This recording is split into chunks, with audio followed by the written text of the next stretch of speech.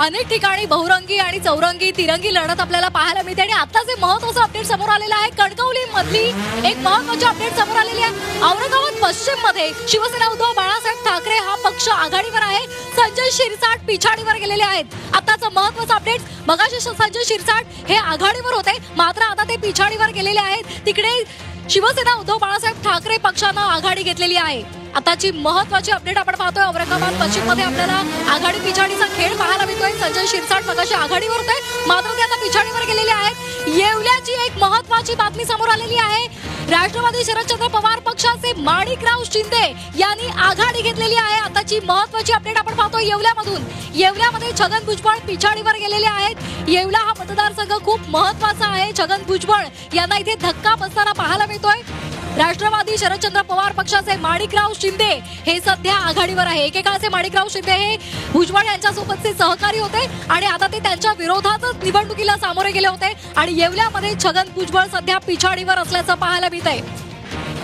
शेतकऱ्यांचे प्रश्न असतील किंवा मराठा आरक्षणाचा मुद्दा असेल हा खूप महत्त्वाचा ठरला होता या निवडणुकीमध्ये आणि त्यामुळे येवल्यामध्ये आता आपण पाहतोय माणिकराव शिंदे यांनी 1300 मतांनी ते सध्या त्यांनी आघाडी घेतलेली आहे आणि छगन भुजबळ हे पिछाडीवर गेलेले आहेत। अनेक ठिकाणी आपल्याला काटेकी टक्कर पाहायला मिळते, अगदी काही मतांचा फरक सुद्धा पाहायला मिळतोय। राष्ट्रवादीमध्ये शरदचंद्र पवार पक्षाचे माणिकराव शिंदे हे आघाडीवर आहे, 1300 मतांनी त्यांनी आघाडी घेतली आहे।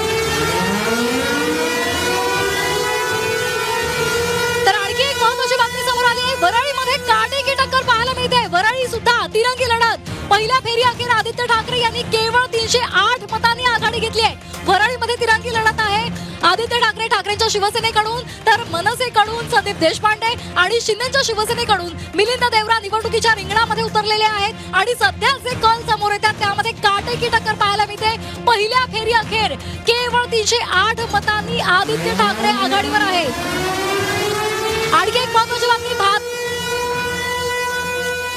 महत्त्वाची बातमी आपण पाहतोय, भोकरदनमध्ये दुसऱ्या फेरीमध्ये संतोष दानवे हे आघाडीवर गेलेले आहे। चंद्रकांत दानवे यांनी पिछाडी घेतलेली आहे। आताची महत्त्वाची बातमी, भाजपचे संतोष दानवे यांनी आघाडी घेतलेली आहे। 3263 मतांची त्यांनी आघाडी घेतलेली आहे आणि यामध्ये चंद्रकांत दानवे हे पिछाडीवर गेलेले आहेत।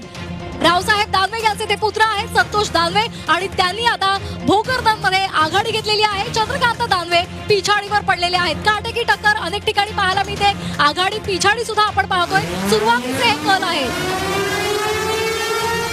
आणखी एक महत्त्वाची बातमी, दुसऱ्या फेरी अखेर 6975 मतांनी अजित पवार यांनी आघाडी घेतलेली आहे। काहीसे अजित पवार हे पिछाडीवर पडलेले होते मात्र आता दुसऱ्या फेरी अखेर 6975 मतांनी अजित पवार आघाडीवर गेलेले आहेत।